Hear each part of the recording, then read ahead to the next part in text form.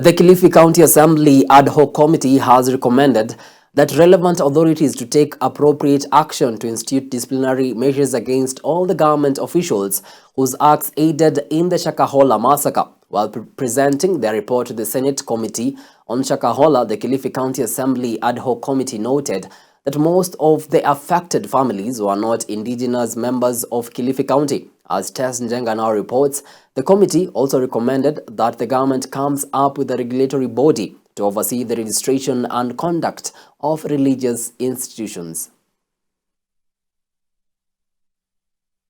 There was no regulatory framework on religious activities.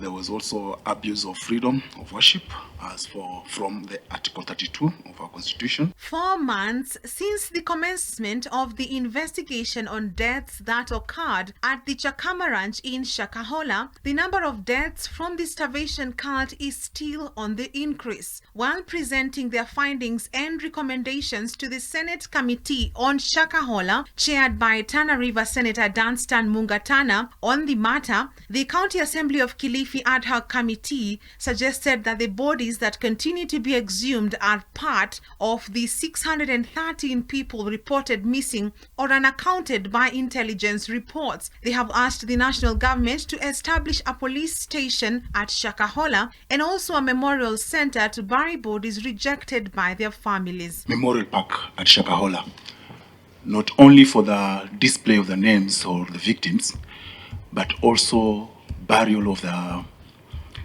exhumed bodies that maybe we didn't find the owners, or they were rejected by the community. That memorial park should have the names of all the victims, and it will be a reminder not only to Kilifi County and the residents there in terms of sensitization, but a reminder to the entire Kenya nation that radicalization can happen in religion.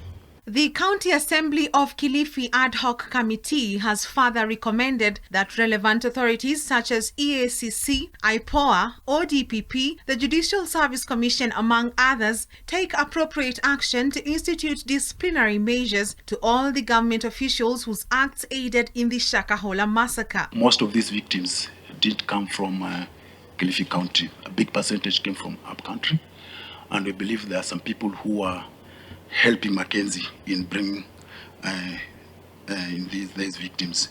We were also unable to establish why intelligence agencies failed until it became a national disaster. We were also unable to know whether all bodies exhumed were followers of Mackenzie, or maybe they died somewhere else, and maybe the Shakahola forest was used as a dumping site. The committee also recommended that the government comes up with a regulatory body to oversee the registration and conduct of religious institutions to guarantee Article 27(6) of the Constitution. There should be a religious body that is going to regulate these churches, maybe on academic levels, or maybe on a certain mechanism should be put in place. The committee has decried the laxity and inaction of law enforcement agencies and the judiciary, which it says made it possible for controversial Paul Mackenzie, who is at the center of the incident, to engage in religious extremism without much interference. Kiangalia Kilifi kama county ama kama gatuzi, likuwa ni gatuzi moja ambalo liko na mashaka mengi sana, mbali na hili la Shakahola.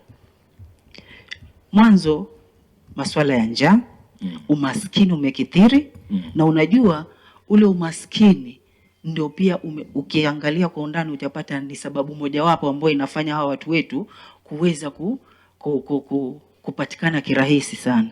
They also recommended that the community be sensitized on community policing and reporting unusual occurrences and suspicious persons within their vicinity to relevant authorities. The Kilifi County Assembly Ad Hoc Committee that was investigating the Shakahola massacre has today presented its findings and recommendation to the Senate Ad Hoc Committee on Shakahola at the KICC.